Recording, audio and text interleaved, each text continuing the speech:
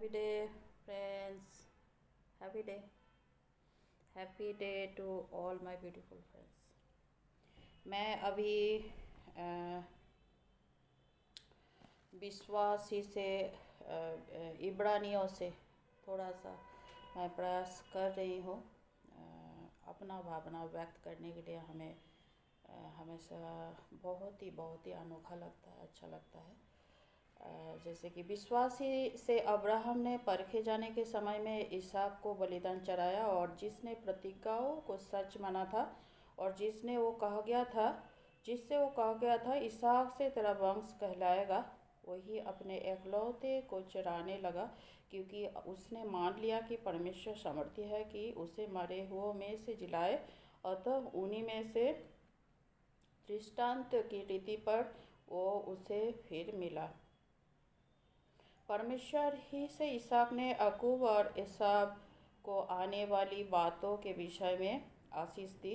विश्वासी से याकूब ने मरते समय यूसुफ के दोनों पुत्रों में से एक एक को आशीष दी और अपने लाठी के सिरे पर सहारा लेकर दंडवत किए। विश्वासी से यूसुफ ने जब वो मरने पर था तो इज़राइल की संतान के निकल जाने की चर्चा की और अपनी हड्डियों के विषय में आज्ञा दी।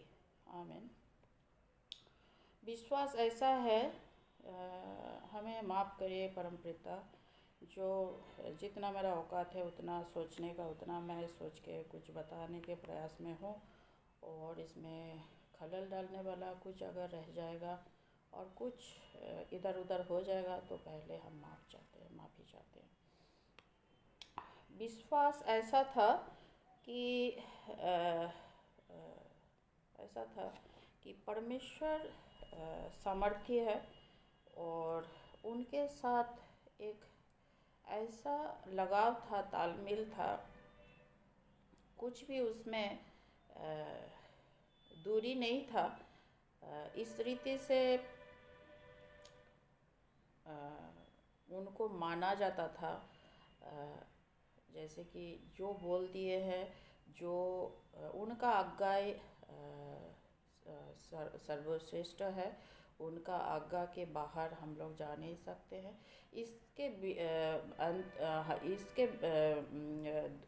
बीच में कुछ भय नहीं था। हमें लगता है कि कुछ भय नहीं था, क्योंकि उसमें अविश्वास नहीं था, और परमेश्वर जो प्रेम है उनका आज्ञाकारिता छोड़ के और बीच में कुछ था ही नहीं तो इस तरह से कहानी जब हम पढ़ते हैं तो रूह कांप जाता है, हमें डर लगता है। तो मैं सोची कि इसमें क्या था, किस रीति से क्या था अंदरूनी तथ्य कि उन्होंने बलिदान चढ़ाने के लिए आज्ञाकारिता इतना था। प्रभु सर्वश्रेष्ठ है, उनके बाहर और कुछ नहीं हो सकता है, कुछ नहीं था। और आज्ञाकारिता और भक्त और भगवान के बीच में जो आज्ञाकारिता था, उसमें कुछ खलल डालने वाला कुछ भी नहीं था, भय नहीं था, कुछ नहीं था, विश्वास ही विश्वास था। हमें तो यही लगता है, और इस रीति से प्रेम था वहाँ अंदरूनी तौर से आपस में। और बहुत कुछ था जो मैं हमसे छूट रहा, और बहुत कुछ था जो आप बता सकते हो हमसे छूट रहा शायद।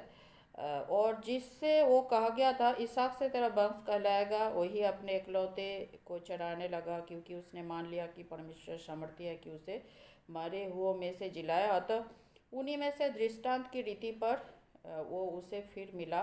विश्वासी से इसहाक ने याकूब और एसाव को आने वाली बातों के विषय में आशीष दी। विश्वासी से याकूब ने मरते समय यूसुफ के दोनों पुत्रों में से एक एक को आशीष दी और अपने लाठी के सिरे पर सहारा लेकर दंडवत किया। विश्वासी से यूसुफ ने जब वो मरने पर था तो इज़राइल की संतान के निकल जाने की चर्चा की और अपनी हड्डियों के विषय में आज्ञा दी। आमीन। तो किस रीति से प्रभु ने सारा सामर्थ्य उनमें था, सारा सामर्थ्य देने के लिए बलबुद्धि, एक स्ट्रेंथ था, एक जैसे कि मजबूत लाठी सारा एक एक मोमेंट में ईश्वर ईश्वर ईश्वर छोड़कर कुछ नहीं था। तो ये जो है अंदरूनी तौर से बलिदान सिर्फ ये मैं अगर गुनाह करने के लिए साहस कर रही हूँ कि इस अंदरूनी तथ्य भी और हो सकता है कि बलिदान बलिदान क्या है कि ईश्वर के सामने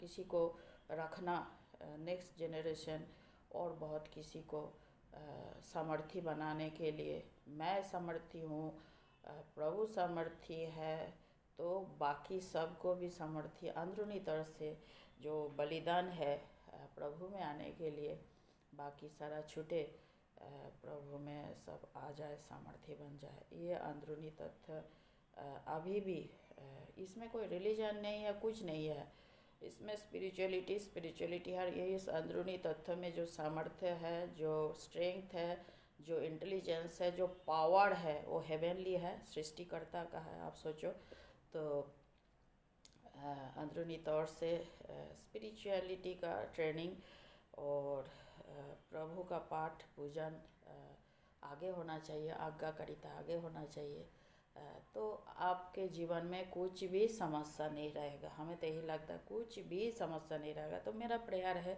कि नेक्स्ट जनरेशन में स्पिरिचुअलिटी फैले, प्रभु फैले, ईश्वर फैले, मददगार फैले, ऑलमाइटी फैले, खुदाबंद फैल जाए।